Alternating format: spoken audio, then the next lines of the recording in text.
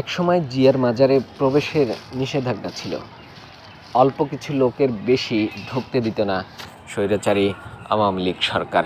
সেখান থেকে এখন এই জিয়া উদ্যান নাম চেঞ্জ করা হয়েছিল চন্দ্রিমা উদ্যান। এখানে প্রতিদিনই শত শত লোক এই মাজারে আসছেন এবং এই মাজার ঘিরে বিএনপি নেতাকর্মীদের একটি অন্যরকম এখন উচ্ছ্বাস এবং আনন্দ, যেখানে তারা ঘুরতে পারছেন এবং জিয়ার মাজার দেখতে আসতে পারছেন। হাজারো দর্শনার্থী এখানে আগেও আসছেন, কিন্তু গত 15 বছরে এই চন্দ্রিমা উদ্যান বা জিয়া উদ্যান মানুষ প্রবেশে নিষেধাজ্ঞা ছিল।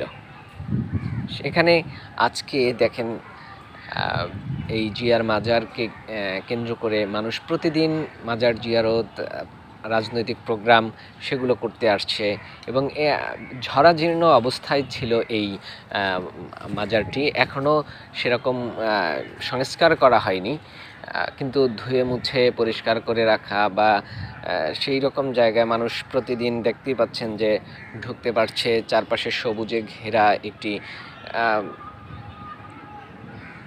মাজারটি একটি নান্দনিক রূপ নিয়েছে। এখন উচ্ছ্বাস মানুষের মধ্যে, যে একটি ভয় আতঙ্ক, সেটি এখন আর নেই। যারা নেতাকর্মী আছে সবাই আগে জেলের ভয় ছিল, গুমের ভয় ছিল, এরকম নানা আতঙ্ক নিয়ে তাদের প্রতিদিন কাটত।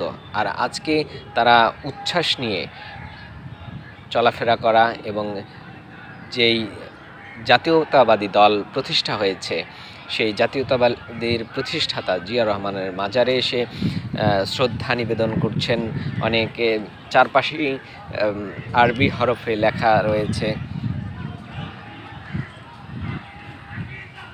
উপরে ছাউনি রয়েছে, চারপাশে একটি মানুষ দেখারও যে স্বাধীনতার ঘোষক যেই ব্যক্তি দিয়েছেন তিনি হচ্ছে জিয়াউর রহমান। তার মাজার, তার কবর দেখতে সাধারণ তরুণ প্রজন্ম, সাধারণ মানুষ এবং যারা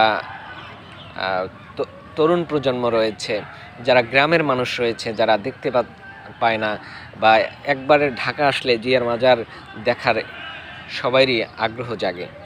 অন্যান্য যে প্রতিষ্ঠানগুলো রয়েছে দর্শনীয়, এইরকম এই মাজারটিও একটি দর্শনীয় মানুষের কাছে।